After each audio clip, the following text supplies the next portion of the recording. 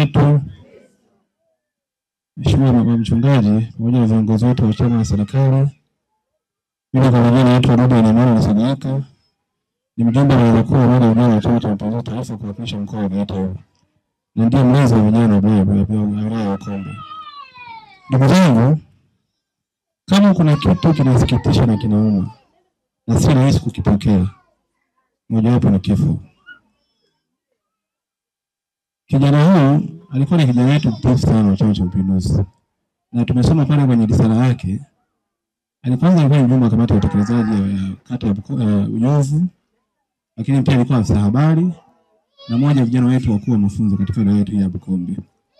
Kwa sisi kama Chama cha Mapinduzi, jambo moja vijana tumpoteza shujaa wetu mkubwa sana. Na mimi nitoe tu pole kwa niaba ya familia pia. Familia tunawapa pole sana. Viongozi wetu wa wilaya, yupo na mwenyekiti wetu wa wilaya ndugu David, tunakupa pole sana. Lakini pia mwenyekiti wetu wa Chama cha Mapinduzi wilaya ya Bukombe hii tunakupa pole, pamoja na katibu wetu. Na viongozi wengine wote waandamizi wa serikali, wepo mkuu wetu wa wilaya, tunakupa pole. Lakini jamani, hata kwenye Biblia imeandikwa amezimaliza duniani hapa na sasa amerudi mavumbini. Na sasa jamani, tuseme tu jambo moja. Na hili kwa sababu hata mjumbe wetu wa kamati ya siasa alizungumza hapa kwamba unajua kazi ya bodaboda sasa ni kazi na ni ajira pia. Sisi tunaimani kama sisi vijana wengi wamejiajiri katika kazi ya bodaboda sana, wanajipatia kipato. Na tunaimani viongozi wetu wa serikali wataitafutia ufumbuzi swala hili. Na tukiangalia ndugu zetu, hizi barabara zetu hizi, kwa mfano barabara yetu hii ni international road, ni barabara ya kimataifa. Yanapita magari mengi, malori, maskania.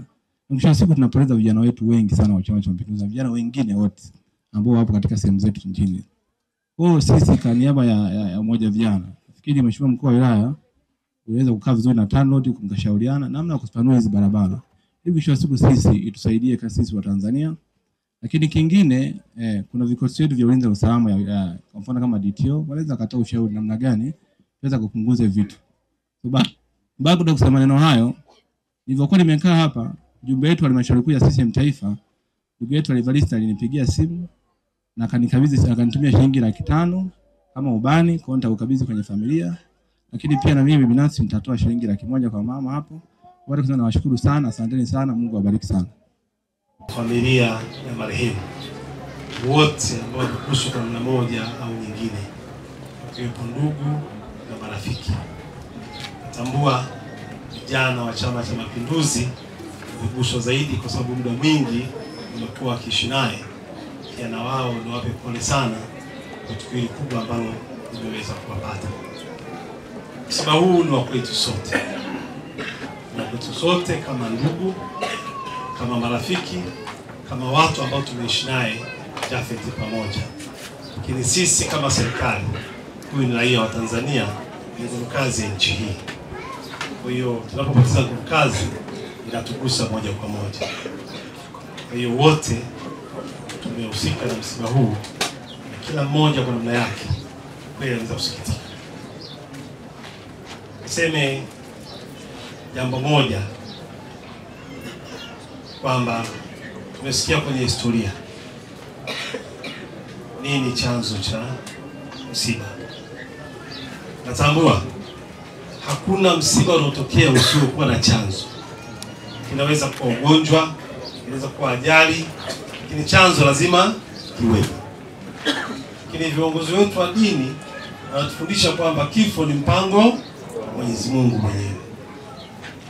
Lakini mimi naweza kusema kama serikali, yapo ambayo ni ya Mungu, lakini yapo ambayo pia na sisi tunaweza tukajitahidi kuomba tuepuke, na Mungu wetu atatusikia na tukaweza kuepuka.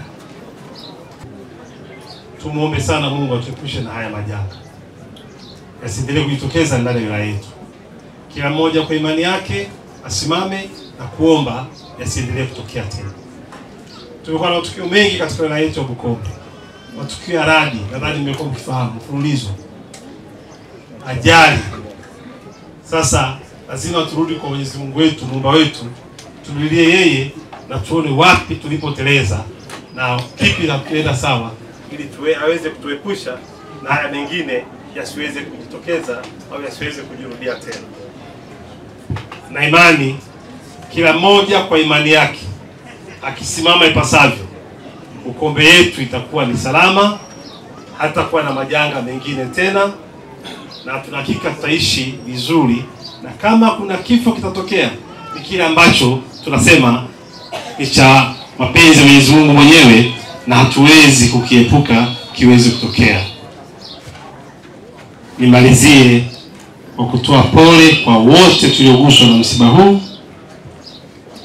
Msiba huu uwe fundisho kwetu, kwanza kila mmoja kwa imani yake nitathmini anamalizaje maisha yake, lakini ya pili kwa maisha yetu ya kawaida duniani tuyaendeshe namna gani.